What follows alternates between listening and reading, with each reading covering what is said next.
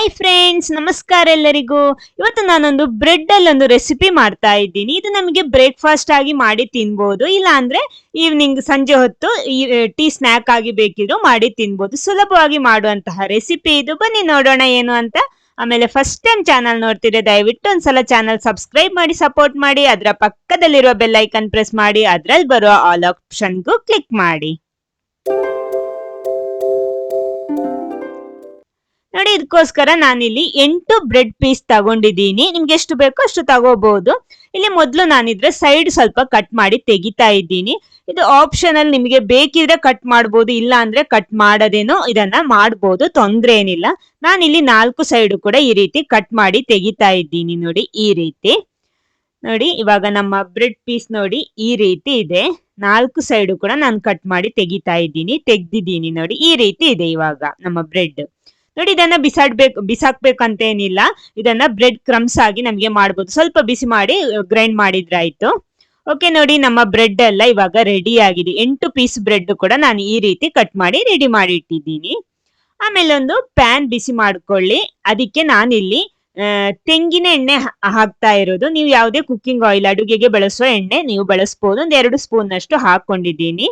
ಎಣ್ಣೆ ಬಿಸಿ ಆದ ಕೂಡಲೇ ಇದಕ್ಕೆ ನಾವು 1 ಟೀ ಸ್ಪೂನ್ ನಷ್ಟು ಶುಂಠಿ ಮತ್ತು ಬೆಳ್ಳುಳ್ಳಿ ಜಜ್ಜಿಬಿಟ್ಟು ಹಾಕ್ತಾ ಇದ್ದೀನಿ. ಅದು ಚೆನ್ನಾಗಿ ಫ್ರೈ ಆಗ್ಲಿ ಸ್ವಲ್ಪ. ನೋಡಿ, ಈ ರೀತಿ ಇದೆ, ಚೆನ್ನಾಗಿ ಫ್ರೈ ಆಗ್ಲಿ. ನೋಡಿ, ಅದಕ್ಕೊಂದು ಕಾಯಿ ಮೆಣಸನ್ನು ಹಾಕ್ತಾ ಇದ್ದೀನಿ. ಎಲ್ಲ ಚೆನ್ನಾಗಿ ನೋಡಿ, ಇವಾಗ ಎಲ್ಲ ಚೆನ್ನಾಗಿ ಫ್ರೈ ಆಗಿದೆ. ನೋಡಿ, ಕಲರ್ ಎಲ್ಲ ಚೇಂಜ್ ಆಗಿದೆ. ಫ್ರೈ ಆದ್ಮೇಲೆ ಇದಕ್ಕೆ ಈರುಳ್ಳಿ ಸೇರಿಸ್ಬೇಕು. ನಾನೊಂದು ಮೀಡಿಯಂ ಗಾತ್ರದ 2 ಈರುಳ್ಳಿ ತಗೊಂಡಿದ್ದೀನಿ. ಅದನ್ನ ಇದ್ರಲ್ಲೇ ಹಾಕ್ಬಿಟ್ಟು ಚೆನ್ನಾಗಿ ಫ್ರೈ ಮಾಡ್ತೀನಿ. ಅಂದ್ರೆ ನಾರ್ಮಲ್ ಯಾವಾಗ ಈರುಳ್ಳಿ ಯಾವ ರೀತಿ ಫ್ರೈ ಮಾಡ್ತೀವಿ ಅಂದ್ರೆ ಈರುಳ್ಳಿ ಸ್ವಲ್ಪ ಕಲರ್ ಚೇಂಜ್ ಆಗ್ಬೇಕು, ಆ ರೀತಿ ಫ್ರೈ ಮಾಡಬೇಕು. ಫ್ಲೇಮ್ ಮಾತ್ರ ಮೀಡಿಯಂ ಅಲ್ಲಿಟ್ಟು ಮಾಡಬೇಕು. ಇದಕ್ಕೆ ಸ್ವಲ್ಪ ಕರಿಬೇವನ್ನು ಹಾಕ್ಬಿಟ್ಟು ಇದನ್ನ ಚೆನ್ನಾಗಿ ಫ್ರೈ ಮಾಡ್ತೀನಿ. ಹೈ ಫ್ಲೇಮ್ ಅಲ್ಲಿಟ್ಟು ಮಾಡಬೇಡಿ. ಸ್ವಲ್ಪ ಉಪ್ಪು ಹಾಕ್ಬಿಟ್ರೆ ಬೇಗ ಫ್ರೈ ಆಗುತ್ತೆ.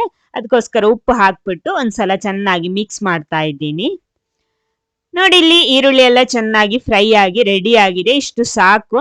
ಇನ್ನು ಇದಕ್ಕೆ ನಾನಿಲ್ಲಿ 1 ಟೊಮೆಟೊ ಸಣ್ಣಕ್ಕೆ ಕಟ್ ಮಾಡಿಬಿಟ್ಟು ಹಾಕ್ತಾ ಇದ್ದೀನಿ. ಅದನ್ನು ಚೆನ್ನಾಗಿ ಮಿಕ್ಸ್ ಮಾಡಿ. ಇನ್ನು 1 ಟೀ ಸ್ಪೂನ್ ನಷ್ಟು ಮೆಣಸಿನ ಹುಡಿ, 1 ಟೀ ಸ್ಪೂನ್ ಕೊತ್ತಂಬರಿ ಹುಡಿ, ಆಮೇಲೆ ಇದಕ್ಕೆ ಅರ್ಧ ಟೀ ಸ್ಪೂನ್ ನಷ್ಟು ಅರಶಿನ ಹುಡಿ, ಒಂದು ಮುಕ್ಕಾಲ್ ಟೀ ಸ್ಪೂನ್ ನಷ್ಟು ಕಾಳು ಮೆಣಸಿನ ಹುಡಿ, ಅರ್ಧ ಟೀ ಸ್ಪೂನ್ ಗರಂ ಮಸಾಲ. ಇಷ್ಟೇ ಪೌಡ್ರು ಸಾಕು, ಇದಕ್ಕೆ ಬೇರೆ ಏನು ಬೇಡ.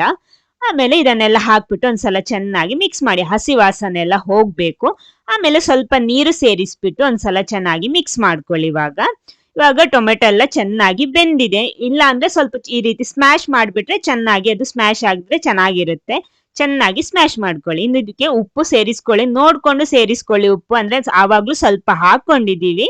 ಹಾಕ್ಬಿಟ್ಟು ಒಂದ್ಸಲ ಇದನ್ನ ಚೆನ್ನಾಗಿ ಮಿಕ್ಸ್ ಮಾಡಿ ಈ ಪ್ಯಾನ್ಗೆ ಫುಲ್ ಆಗಿ ಸ್ಪ್ರೆಡ್ ಮಾಡಿ. ಅಂದ್ರೆ ದೋಸೆ ಎಲ್ಲ ಸ್ಪ್ರೆಡ್ ಮಾಡ್ತೀವಲ್ಲ ಆ ರೀತಿ ಫುಲ್ ಆಗಿ ಕವರ್ ಆಗ್ಬೇಕು. ಅಂದ್ರೆ ತಳಭಾಗದಲ್ಲಿ ಫುಲ್ ಮಸಾಲೆ ಕವರ್ ಆಗಿರ್ಬೇಕು. ಓಕೆ, ನೋಡಿ, ಈ ರೀತಿ. ನೆಕ್ಸ್ಟ್ ಇದ್ರ ಮೇಲ್ಗಡೆ ನಾನಿಲ್ಲಿ 3 ಮೊಟ್ಟೆ ಹಾಕ್ತಾ ಇದ್ದೀನಿ. ಅದ್ರ ಮೇಲ್ಗಡೆ ನೋಡಿ ಮಸಾಲೆ ಅಡಿಭಾಗದಲ್ಲಿರ್ಬೇಕು. ಅದ್ರ ಮೇಲ್ಗಡೆ ಮೊಟ್ಟೆ ಈ ರೀತಿ ಕಟ್ ಮಾಡ್ಬಿಟ್ಟು ಹಾಕ್ತಾ ಇದ್ದೀನಿ. ನೋಡಿ, ಮೊಟ್ಟೆನ ಜಸ್ಟ್ ಒಂದ್ಸಲ ಸ್ಪ್ರೆಡ್ ಮಾಡಿದ್ರೆ ಸಾಕು. ಅಂದ್ರೆ ಮೇಲ್ಗಡೆ ಕವರ್ ಆದ್ರೆ ಸಾಕು. ನೋಡಿ, ಈ ರೀತಿ ಜಾಸ್ತಿ ಮಾಡಬೇಡಿ. ಜಸ್ಟ್ ಒಂದ್ಸಲ ಈ ವೈಟ್ ಮತ್ತೆ ಅದ್ರ ಎಲ್ಲೋ ಫುಲ್ ಆಗಿ ಸ್ಪ್ರೆಡ್ ಆದ್ರೆ ಸಾಕು. ಓಕೆ, ನೆಕ್ಸ್ಟ್ ಇದನ್ನ ಮುಚ್ಚಿ ಬೇಯಿಸ್ಕೊಳ್ಳಿ.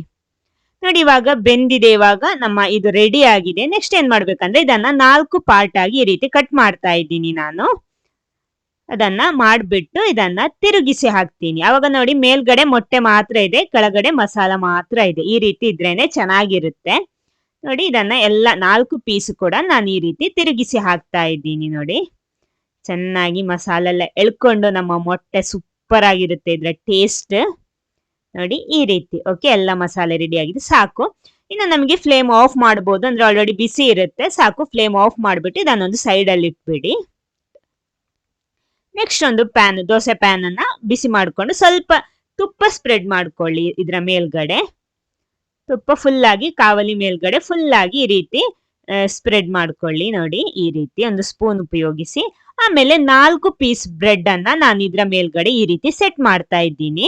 ಇವಾಗ ಮಾತ್ರ ನೀವು ನೆನಪಲ್ಲಿಡ್ಬೇಕು, ಫ್ಲೇಮ್ ಅಂದ್ರೆ ಸ್ಟವ್ ಫ್ಲೇಮ್ ಲೋದಲ್ಲಿ ಇರ್ಬೇಕು. ಅದ್ರ ಮೇಲ್ಗಡೆ ಒಂದೊಂದು ಪೀಸ್ ನಮ್ಮ ಈ ಮೊಟ್ಟೆ ಮಸಾಲೆನ ಹಾಕ್ತಾ ಇದ್ದೀನಿ. ಇವಾಗ ಇಲ್ಲಿ ಎಕ್ಸ್ಟ್ರಾ ಎಲ್ಲ ಹೊರಗಡೆ ಬಂದ್ರೆ ಅದನ್ನ ಸ್ಪೂನ್ ಉಪಯೋಗಿಸಿ ಕಟ್ ಮಾಡ್ಬಿಟ್ಟು ಮೇಲ್ಗಡೆ ಕರೆಕ್ಟ್ ಸೆಟ್ ಮಾಡ್ಕೊಳ್ಳಿ ಸ್ಕ್ವೇರ್ ಶೇಪ್ ಅಲ್ಲೇ. ನೋಡಿ, 4 ಪೀಸ್ ಮೊಟ್ಟೆ ಮಸಾಲೆನ ಈ ರೀತಿ ಹಾಕ್ತಾ ಇದ್ದೀನಿ ನಾನು. ಸೂಪರ್ ಟೇಸ್ಟ್ ಇರುತ್ತೆ ಇದು. ಅದ್ರ ಮೇಲ್ಗಡೆ ಉಳಿದ 4 ಬ್ರೆಡ್ ಪೀಸ್ ನ ಇದೇ ರೀತಿ ಸೆಟ್ ಮಾಡ್ತಾ ಇದ್ದೀನಿ ನೋಡಿ, ಈ ರೀತಿ ಮಾಡ್ತಾ ಇದ್ದೀನಿ. ಆಮೇಲೆ ಒಂದ್ ಬದಿ ರೋಸ್ಟ್ ಆದ ಕೂಡಲೇ ತಿರುಗಿಸಿ ಹಾಕೊಳ್ಳಿ. ಎರಡು ಬದಿನೂ ಚೆನ್ನಾಗಿ ರೋಸ್ಟ್ ಮಾಡ್ಕೊಳ್ಳಿ. ರೋಸ್ಟ್ ಆದ್ರೆ ಚೆನ್ನಾಗಿರುತ್ತೆ ತಿನ್ನೋದಿಕ್ಕೆ, ಒಳ್ಳೆ ಕ್ರಿಸ್ಪಿ ಆಗಿರುತ್ತೆ ಅದು. ಬಿಸಿ ಬಿಸಿನೇ ತಿನ್ಬೇಕು ಮಾತ್ರ, ಅವಾಗ್ಲೇ ಅದ್ರ ಕರೆಕ್ಟ್ ಟೇಸ್ಟ್ ನಮಗೆ ಸಿಗೋದು. ಒಳ್ಳೆ ಕ್ರಿಸ್ಪಿ ಆಗಿರುತ್ತೆ. ಸ್ವಲ್ಪ ಆರಿದ್ಮೇಲೆ ಆದ್ರೆ ಸ್ವಲ್ಪ ಕ್ರಿಸ್ಪಿ ಕಡಿಮೆ ಆಗುತ್ತೆ, ಟೇಸ್ಟ್ ಏನು ಕಡಿಮೆ ಆಗಲ್ಲ. ನಮ್ಮ ಬ್ರೆಡ್ಡಿನ ಕ್ರಿಸ್ಪಿ ಸ್ವಲ್ಪ ಅಂದ್ರೆ ಗರಿ ಗರಿಯಾಗಿ ಸಿಗಲ್ಲ ನಮಗೆ. ಇವಾಗ ಒಳ್ಳೆ ಗರಿ ಗರಿಯಾಗಿರುತ್ತೆ, ಒಳ್ಳೆ ಬಿಸಿ ಬಿಸಿಯಾಗಿ ತಿಂದ್ರೆ ನೋಡಿ ನಮ್ದು ರೆಡಿ ಆಗಿದೆ. ಇದು ಸೂಪರ್ ಆಗಿದೆ. ಒಂದು ಬ್ರೆಡ್ ಎಗ್ ಸ್ಯಾಂಡ್ವಿಚ್ ಅಂತಾನು ಕರಿಬಹುದು ಇದಕ್ಕೆ. ಸೂಪರ್ ಟೇಸ್ಟ್ ಇರುತ್ತೆ ಈ ರೀತಿ ಮಾಡಿ ತಿಂದ್ರೆ. ನೋಡಿ 4 ಬ್ರೆಡ್ ಪೀಸ್ ರೆಡಿ ಆಗಿದೆ. ಇದನ್ನ ಬೇಕಿದ್ರೆ ಈ ರೀತಿ ಸರ್ವ್ ಮಾಡ್ಬೋದು, ಅಂದ್ರೆ ಕರೆಕ್ಟ್ 2 ಪಾರ್ಟ್ ಕಟ್ ಮಾಡ್ಬಿಟ್ಟು ಹಾಗೆ ಬೇಕಿದ್ರು ತಿನ್ಬಹುದಾಯ್ತಾ. ಆಮೇಲೆ ಈ ರೀತಿ ಕಟ್ ಮಾಡ್ಬಿಟ್ಟು ಇದಕ್ಕೆ ನಿಮ್ಗೆ ಟೊಮೆಟೊ ಸಾಸ್, ಟೊಮೆಟೊ ಕೆಚಪ್ ಅಂದ್ಬಿಟ್ಟು ಹಾಕಿ ತಿಂದ್ರೆ ಸೂಪರ್ ಆಗಿರುತ್ತೆ. ಇದು ಟೇಸ್ಟಿ ಆಗಿರುತ್ತೆ. ಖಂಡಿತ ಎಲ್ಲರೂ ಒಂದ್ಸಲ ಟ್ರೈ ಮಾಡಿ. ನಾನು ಇಲ್ಲಿ ಸ್ವಲ್ಪ ಟೊಮೆಟೊ ಕೆಚಪ್ ಹಾಕ್ಬಿಟ್ಟು ಸರ್ವ್ ಮಾಡ್ತೀನಿ ನೋಡಿ, ಈ ರೀತಿ. ನೋಡೋದಿಕ್ಕೆ ತುಂಬಾ ಅಟ್ರಾಕ್ಟಿವ್ ಆಗಿರುತ್ತೆ ನೋಡಿ, ನೋಡುವಾಗ್ಲೇ ತಿನ್ಬೇಕು ಅನ್ಸುತ್ತೆ.